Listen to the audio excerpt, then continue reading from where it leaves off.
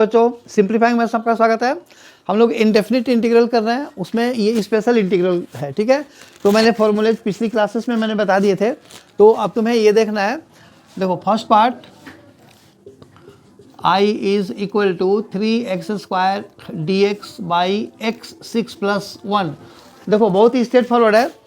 जैसे ये डिवीजन है, डिवीजन फॉर्म को हमें हटाना है, वो कैसे हटता है, वो सब्स्टिट्यूशन वगैरह करके हम हटा सकते हैं। कैसे, तुम्हें पहचानना है कि किसका डेरिवेटिव कहाँ पे है। ये देखो ऊपर जो 3x² है वो किसका डेरिवेटिव होता है, x³ का। और जब मैंने जो ये इंटीग्रल के फॉर्मूलेज बताए थे स्पेशल इंटीग्रल के, तो वहाँ पे मैंने फॉर्मूला में बताया था कि जो स्क्वायर के अंदर वाली जो टर्म होती है वो डिग्री 1 में होती है। अब देखो यहाँ पे ये x6 है, तो दो तरीके से तुम्हारे पास हिंट है इसके लिए। एक तो इसका जो इंटीग्रल होता है, यानी कि ये किसका डेरिवेटिव होता है, तो x³ का होता है, और यहाँ पे x³ का ये होल स्क्वायर है।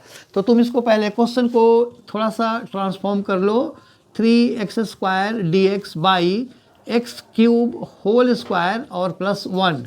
ठीक है ना। अब क्या करोगे, अब put x³ equal to t, this implies 3x² dx equal to dt। ठीक है ना। So therefore I is equal to integral of, देखो ये पूरा dt हो गया और नीचे ये t हमने लिया, तो t² +1। अब तुम्हें यहाँ पे रिकॉल करना चाहिए कि किसका डेरिवेटिव ये होता है। तो तुम्हें याद आएगा कि tan इनवर्स x का डेरिवेटिव 1/1 + x² होता है, तो 1/1 + x² का इंटीग्रल tan इनवर्स हो जाएगा। तो ये सीधा सीधा ये इसका आंसर हो गया, implies tan inverse t + c, यानी कि I is equal to tan inverse t हमने किसको लिया था, x³ को, तो x³ और +c।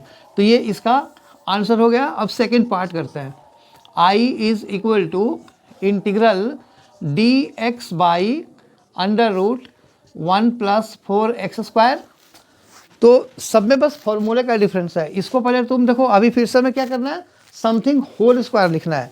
तो ये हो जाएगा integral of dx upon √1 + 2x का होल स्क्वायर। ठीक है, dx बाई 1 + 2x का होल स्क्वायर। अब इसका डायरेक्ट फॉर्मूला है, so equal to log of x plus same thing का मतलब कि ये पूरा तुम्हें कॉपी कर देना है, सबसे सिंपल है ना। तो 2x प्लस √1 + 4x²।